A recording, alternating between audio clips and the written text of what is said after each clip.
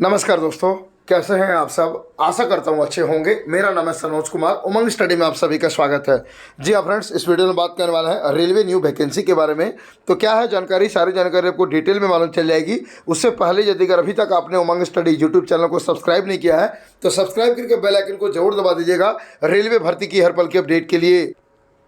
तो वीडियो को स्टार्ट करने के लिए फ्रेंड्स हम लोग आ चुके हैं ट्विटर पर और यहाँ पे चलेंगे हम लोग ट्रेंडिंग वाले सेक्शन में। यहाँ पे जैसे ही आप लोग ट्रेंडिंग वाले सेक्शन में जाएंगे तो यहाँ पे देखिए नंबर 1 पे ही आपको ट्रेंडिंग करता हुआ दिख जाएगा ओडिशा ट्रेन एक्सीडेंट। जैसा कि आप सभी को पता है कि कल हमारे कंट्री में एक बहुत ही ज़्यादा भीषण ट्रेन हादसा हुआ है और ये अभी तक का इंडिया का इतिहास का सबसे बड़ा ट्रेन हादसा में से एक है।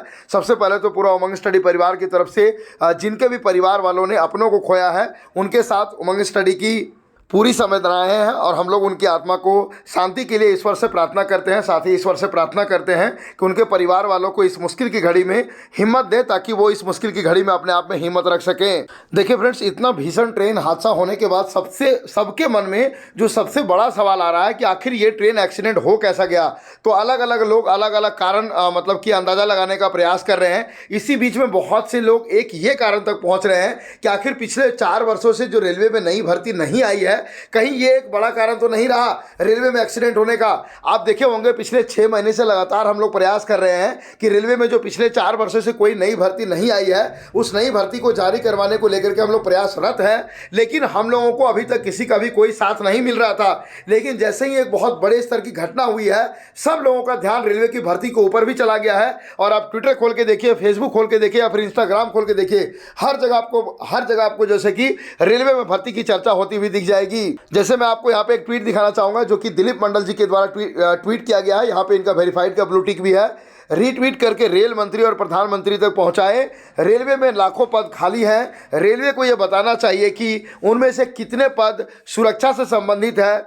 उन पदों को विशेष अभियान के जरिए अगले 6 महीने में भरा जाना चाहिए। यहाँ पे कुछ स्टूडेंट ऐसा आरोप लगा सकते हैं कि सर आप इस मुश्किल की घड़ी में भी अपना काम निकाल रहे हैं। अपना काम हम लोग बिल्कुल भी नहीं निकाल रहे हैं। हम लोग एक ऐसी व्यवस्था करना चाह रहे हैं क्योंकि हम लोगों का शुरू से स्पष्ट रूप से क्लियर मांग है कि जिस प्रकार से यूपीएससी और एसएससी में हर साल रेगुलर भर्तियां आती है और वो भर्तियां रेगुलर कंप्लीट होती है, जो कि रेलवे आप लोग का इतना महत्वपूर्ण संस्था है। आज तक बताइए किसी पर्टिकुलर संस्था में क्या इतना बड़ा एक्सीडेंट हुआ था जिससे कि इतने आदमी का लाइफ लॉस हुआ हो?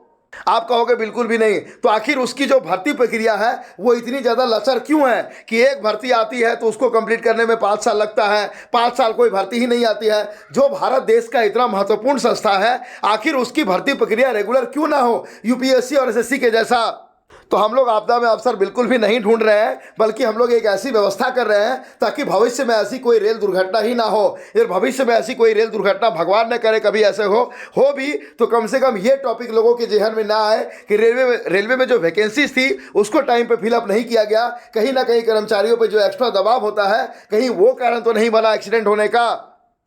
आगे देखिए इनके ट्वीट में यहाँ पे दिया गया था, रेलवे में खाली पदों का ये जवाब सरकार ने लोकसभा में दिया है। बहुत गंभीर स्थिति है। आपने देखा होगा हम लोगों आरटीआई के माध्यम से सवाल पूछा था माननीय रेलवे मंत्री जी से, लोकसभा में हो गया, राज्यसभा में हो गया, जहाँ कहीं भी सवाल पूछा जाता था हर जगह माननीय रेलवे मंत्री जी एक ही जवाब देते थे, रेलवे में भर्तियों का खाली होना, रेलवे में भर्तियों का भरा जाना एक सतत प्रक्रिया है। यह सतत प्रक्रिया क्या होती है आज तक किसी को समझ में ही नहीं आया था। जब कभी भी माननीय रेलवे मंत्री जी से नई भर्ती को लेकर के सवाल पूछा जाता था, हर बार एनटीपीसी और ग्रुप डी को गिनवा दिया जाता था। आज रेलवे मंत्री जी के पास एक भी मीडिया को जवाब देने के लिए एक शब्द उनके पास नहीं है। यहाँ पे देखिए इनके द्वारा एक डेटा भी शेयर किया गया है आपके सामने कि कौन कौन से जोन में कितनी वैकेंसी थी और ये ऑफिशियल जवाब है जो कि माननीय रेलवे मंत्री जी के द्वारा लोकसभा और राज्यसभा में दिया गया है।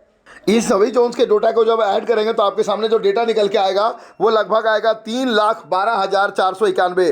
पहले तो कोविड का सीन था 20 और 21, लेकिन 2022 पूरी तरह से बीत चुका है, 2023 आधा बीत चुका है। उसके बाद भी रेलवे में नई भर्ती का दूर दूर तक कोई सुगबुगाहट तक नहीं है। और सबसे ज़्यादा तकलीफ तो तब होता है फ्रेंड कि जब तक हादसा नहीं होता है तब तक किसी के द्वारा किसी भी पर्टिकुलर चीज़ के ऊपर कोई ध्यान नहीं दिया जाता है। जैसे ही हादसा होता है सब लोग जैसे कि एक्टिव हो जाते हैं। आज देख सकते हैं हम लोगों ने एक ट्वीट ट्वीट किया है 3 जुलाई 2023 को शाम को 3:38 पे।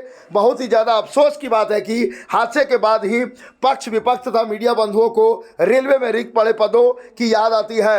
हम पिछले 6 महीने से लगातार चिल्ला रहे हैं, परंतु आज तक कोई सुनने वाला नहीं था।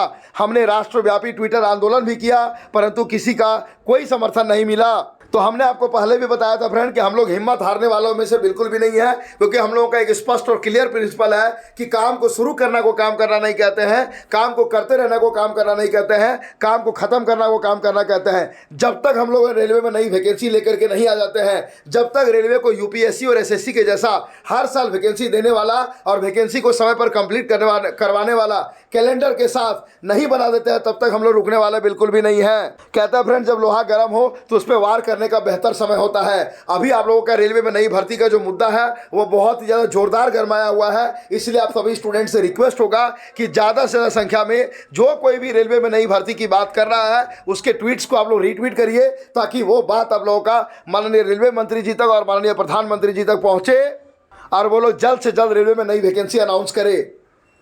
मिलते हैं कोई नेक्स्ट वीडियो में, तब तक के लिए जय हिंद, जय भारत।